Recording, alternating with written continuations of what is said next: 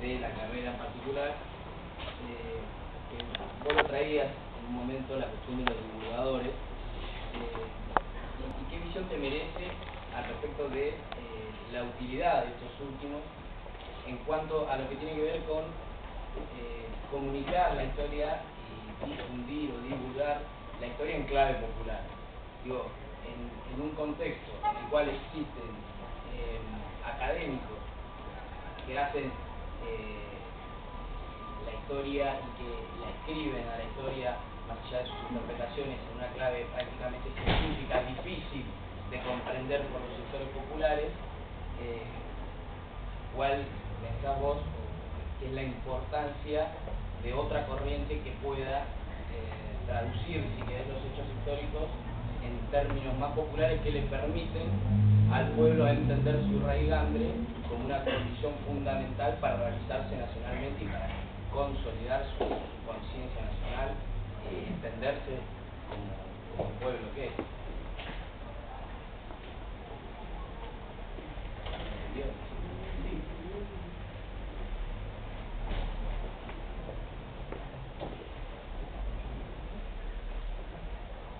Yo creo que claramente hay una actitud de muchos historiadores de capilla y de construcción de su propio discurso, y eso es así. Creo que después hay lógicas y discursos que están más relacionados con la propia forma de encuadrarse intelectualmente con su propio discurso, sus propias palabras, sus propias... que allí yo creo que uno claramente podría diferenciar que hay algunos autores que son oscurantistas y otros que no. Creo que además en la divulgación nosotros utilizamos muchísimos autores que son oscurantistas. Muchos divulgadores utilizan a Arthur, que ustedes saben,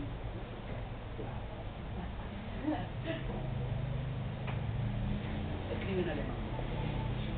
Pero más allá de eso, creo que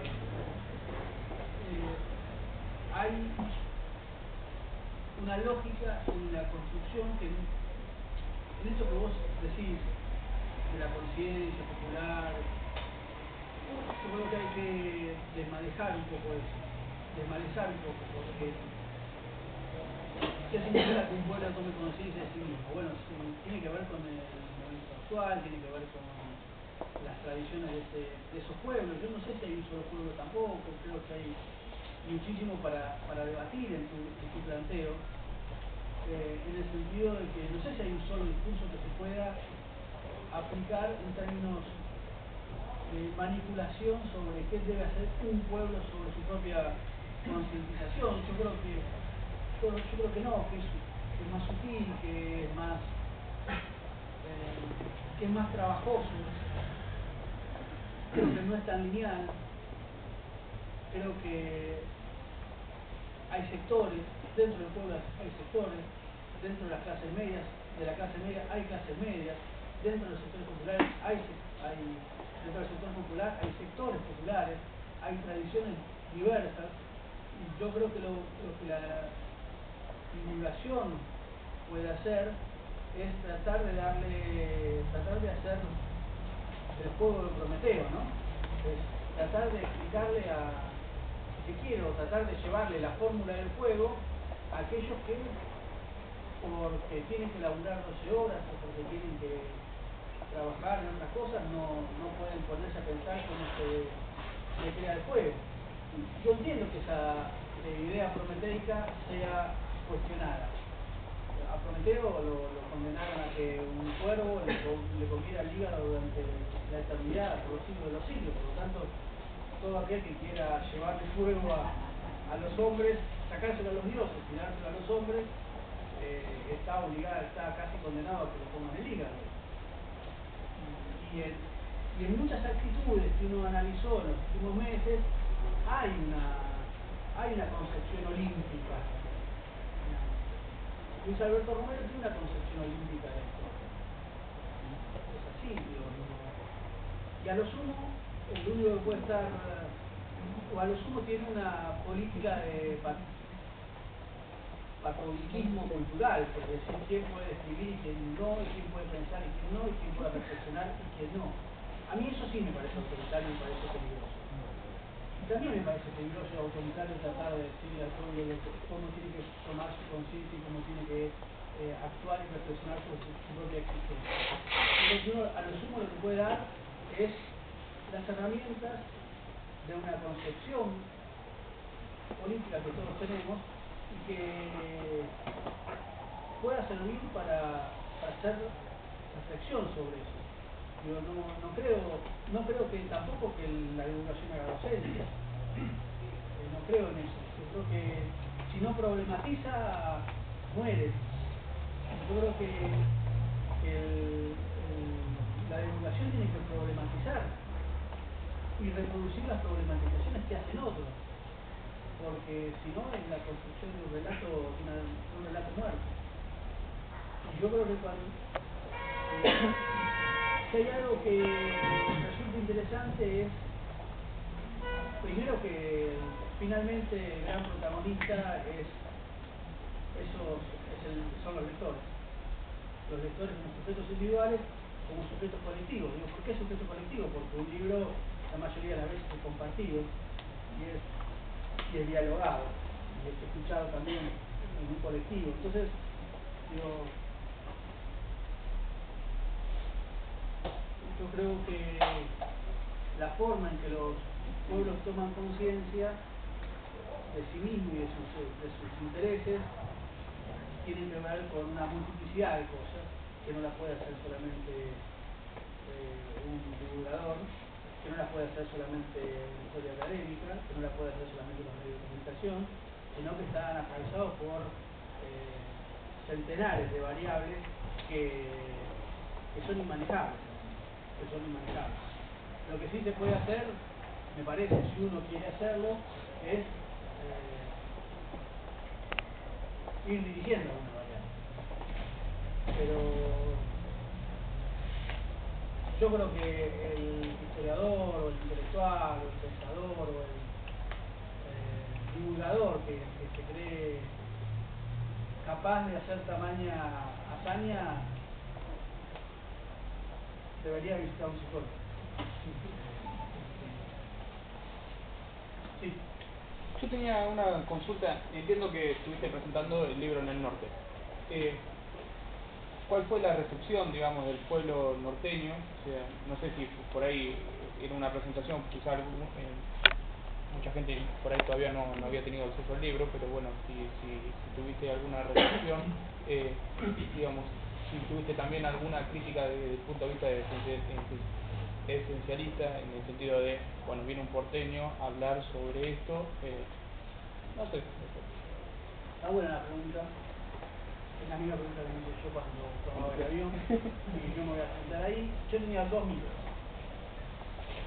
Uno es vos, porteño, que venía a contarnos la historia de nosotros que la viví. El segundo miedo era que yo estuviera hablando, se me parara una viejita de 142 años en el fondo y me dijera, oiga muchacho, eso no es así porque mi papá me lo contó y no es así, y automáticamente desarticulara toda la investigación que yo había hecho porque mi hija de puta había vivido eso. Contrariamente a lo que me pasó, en realidad, contrariamente a lo que yo pensaba, fue lo que me pasó. Cuando terminé de hablar y bajé del estrado, vieron que a uno me ponen en un estrado. No, que te ponen, viste, la legitimidad, te dan la legitimidad, vos tenés derecho. Cuando bajé, además era mucho más alto, estaba ahí arriba, una cosa espantosa. Cuando bajé, la gente vino y me pasó algo muy, muy impresionante.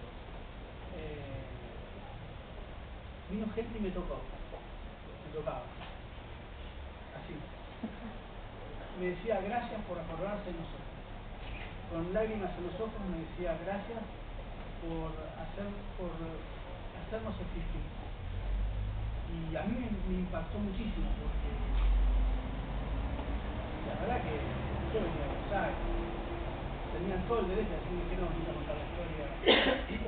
Y hablando con uno de ellos, con un mí lo que más me llamó la atención es que entiendo que Buenos Aires no contara la historia del éxodo jujeño, entiendo que Córdoba no contara la historia del éxodo jujeño. Lo que no podía entender es por qué Jujuy no contó la historia del éxodo jujeño. Y yo creo que eso tiene que ver, a mi modesto entender, con una de las más brutales prácticas de dominación, que es generar vergüenza por la identidad propia. Cuando vos lográs que un pueblo sienta vergüenza de lo que es, se hacia jujeño, se hacia argentino, a todos nos molesta, a todos nos ruboriza hablar de la patria, hablar de ese tipo de cosas, de lo colectivo, más en Buenos Aires más todavía, pero en Jujuy, cuando sentían pudor de hablar de su propia gesta, yo comprendí lo que, o creí comprender lo que eran los fenómenos de dominación sobre la identidad de esos pueblos. Obviamente yo no podía más que emocionarme con esas caricias que me hacía la gente que se acercaba con lágrimas en los ojos, pero también de algún punto lo que yo estaba marcando allí era cierta dominación de la historia blanca, de la historia porteña, de la historia centralista sobre lo indígena, lo popular, lo negro, lo periférico, que era Jujuy, que es Jujuy. Entonces, en esa caricia también había una denuncia, o sea, sentí que en esa caricia también había una denuncia, que mi presencia, de alguna manera, también era una denuncia contra mí, contra lo que yo significaba, contra esa imposibilidad de Jujuy de contar su propia historia. Porque al fin y al cabo no piensa cosa que un porteño contando la historia al que deberían haber contado su propia historia. Y que no contar su propia historia porque vino un porteño a contársela. Es dialéctico. Sí, yo tengo una con Ronnie Brunza. Voy a tratar de no ser tendencioso. ¿Sí? Vos parame. Corriéndote un poco de Belgrano y tu rol como historiador y el pasado, quiero llevarte un poco al presente y a tu rol más quizás de comentarista político de la actualidad que tenés un tiempo argentino, para que Y en Radio Nacional. Que nos haga un diagnóstico no sobre la política actual, si querés podemos ir después por ese lado, pero sí sobre el estado de la Argentina. ¿Y por qué te pregunto esto? Porque ahora asistimos, hace un par de años, a una etapa de profunda transformación que también, obviamente, repercutieron en el campo intelectual de nuestro país. Se fueron conformando, si se quiere, diversos grupos o sectores que tienen su nivel de organicidad respectivo.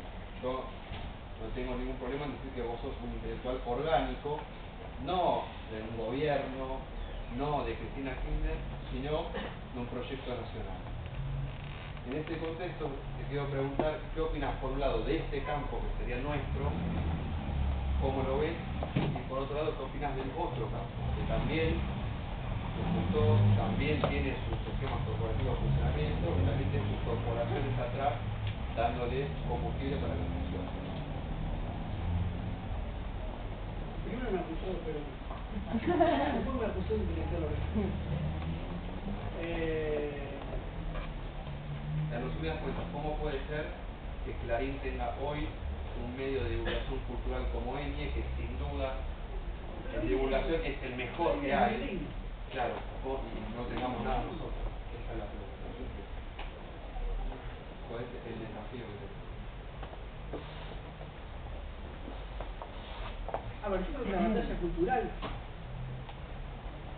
tiene una finalidad, que es modificar la renta en Argentina. ¿Modificar qué? La renta en Argentina. Si la batalla cultural no está para modificar la renta en Argentina, no tiene sentido darla. Es decir, para pelearle a Clarín, que exista un monopolio, que exista dos monopolios, que existan tres triopolios. A mí esa batalla en sí misma no me parece interesante darla, más que el aspecto de mayor circulación de los contenidos y de los distintos sentidos que tiene una sociedad. Para mí que debatan dos siempre es mejor a que debata uno solo. Por lo tanto, que haya dos grupos enfrentados siempre es mejor, y dos campos enfrentados o dos modelos enfrentados siempre es mejor que haya un solo modelo discutiendo consigo mismo. Pero también creo que hay que pensar que si esa batalla cultural no es para modificar la renta, no tiene sentido darla. Y que la verdadera batalla en la Argentina es modificar la renta. Es decir, tratar de que lo que más ganen, de lo que los menos ganen más. Y ese para mí es el mayor debate final. Para dar ese debate final que tiene que ver con la renta, hay que dar muchísimos otros debates, y la mayoría de esos debates son culturales. Pero son culturales no en términos intelectuales, son culturales en términos valorativos. Cuando un taxista te dice que este gobierno no te deja comprar dólares, el tipo no vio un punto de dólar en su vida, es porque vos tenés la batalla cultural muy rápida.